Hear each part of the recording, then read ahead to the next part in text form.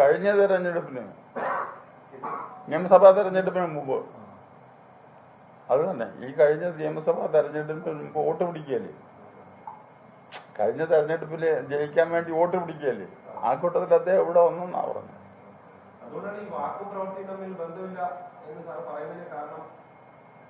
എന്നല്ലേ എന്റെ അർത്ഥം സൂചിപ്പിക്കുന്നത്. ഞാൻ പറയണം, അയാളുടെ വാക്കും പ്രവൃത്തിയും തമ്മിൽ യാതൊരു ബന്ധവുമില്ല എന്ന് പറഞ്ഞു. എന്താ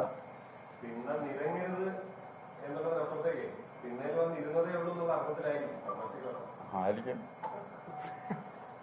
അതെ, ഇവിടെ നിറങ്ങിയില്ല.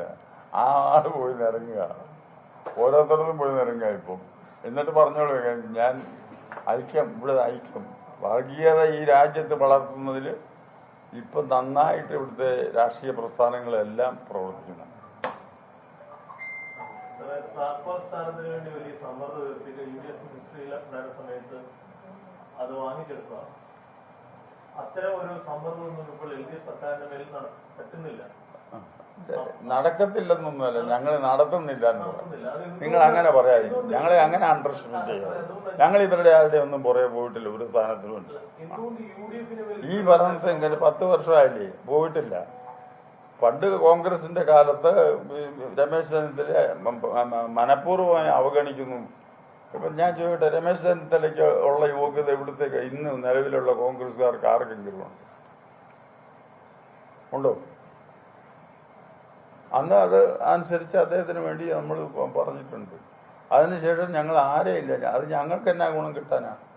രമേശ് ചെന്നിത്തല ഇവിടുത്തെ മുഖ്യമന്ത്രിയെ ഞങ്ങൾക്ക് എന്നാ കിട്ടാൻ?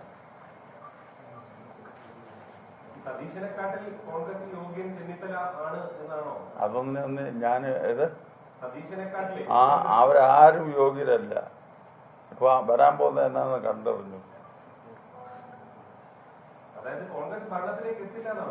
എന്താ അതൊക്കെ ഈ തരത്തിലാണ് കയ്യിലിരിപ്പെങ്കില് അത് അവരുടെ ഫലം അനുഭവിക്കും.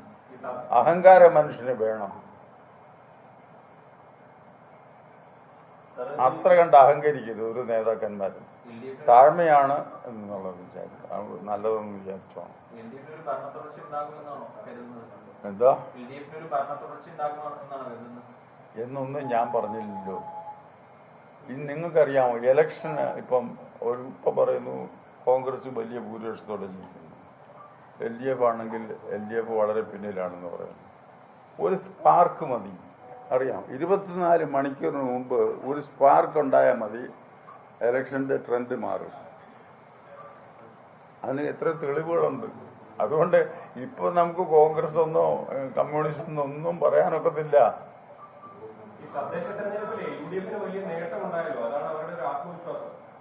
അല്ല, അത് നേട്ടം എന്ന് പറഞ്ഞാൽ രാഷ്ട്രീയം നോക്കിയാണോ? തദ്ദേശ സ്വയംഭരണത്തിന് വോട്ട് ചെയ്യുന്ന ആളുകൾ, നിങ്ങളുടെ അയലോകത്തുകാരൻ ഒരാള് നിങ്ങൾക്ക് ഇഷ്ടപ്പെടാത്ത രാഷ്ട്രീയത്തിൽ പ്രവർത്തിക്കുന്നുണ്ട്, അദ്ദേഹം വന്ന് വോട്ട് ചോദിച്ചാൽ അപ്പുറത്ത് വല്ല ഇവിടെ കിടന്ന് കൂവി വിളിച്ചാൽ ഓടി വരാൻ അങ്ങനല്ലേ ഉള്ളൂ എന്ന് പറഞ്ഞ് വോട്ട് ചെയ്യത്തില്ലേ?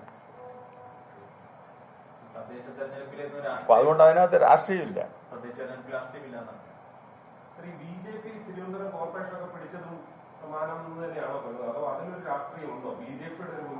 ഇല്ല, BJPയുടെ അവിടുത്തെ വളർച്ച, അവിടുത്തെ ആളുകൾ BJPയിൽ വിശ്വാസം അർപ്പിച്ചു എന്നുള്ളതാണ്.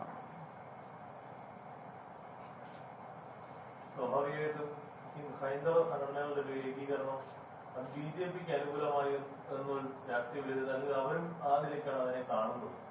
അപ്പൊ അതൊരു അത്തരത്തിലുള്ള ഹൈന്ദവ ഏകീകരണം പൊളിറ്റിക്കലി BJP അനുകൂല നിലപാട്. BJP എന്ന് പറയുന്ന പ്രസ്ഥാനം ഇവിടുത്തെ ഹൈന്ദവരുടെ എല്ലാം കുത്തകയാണ്. എനിക്കത് മനസ്സിലാകുന്നില്ല. ഒന്നുമല്ല, ഹൈന്ദവ സംഘടനയിൽ ഇതുപോലുള്ള ഒരുപാട് സമുദായങ്ങളുണ്ട്.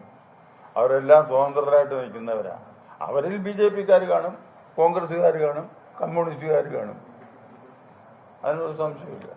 ഈ BJP സമീപകാലത്ത് ഈ വികസിത കേരളം എന്ന് പറഞ്ഞിട്ടാണ് ഈ രാജീവ് ചന്ദ്രശേഖരന്റെ ഒരു പ്രചരണം. അതായത് മറ്റ് മതം, രാഷ്ട്രീയം ഇതിനൊക്കെ അപ്പുറത്തേക്ക് അങ്ങനെ ഒരു അജണ്ടയായിട്ടാണ് അവർ മുന്നോട്ട് പോകുന്നത്. അതൊരു എങ്ങനെയാണ് അതിനെ കാണുന്നത്?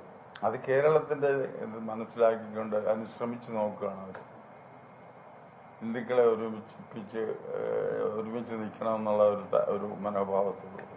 ഇപ്പോൾ ഇതിന് മറുപടി പറഞ്ഞല്ലോ, അവരുടെ നേതാവ്, ഒരു പഴയ നേതാവ് പറഞ്ഞല്ലോ, ഇഷ്ടപ്പെട്ടില്ല, യോജിക്കുമെന്ന് കണ്ടപ്പോഴത്തേക്ക്. എന്താ ഹിന്ദു ഐക്യമാണ് ഞങ്ങൾ ആഗ്രഹിക്കുന്നെങ്കിൽ എന്താ SNDP എന്നതും കൂടി യോജിക്കാൻ പോകുന്നു പറഞ്ഞപ്പോൾ എന്താ അങ്ങനെ പറയാൻ കഴിയും?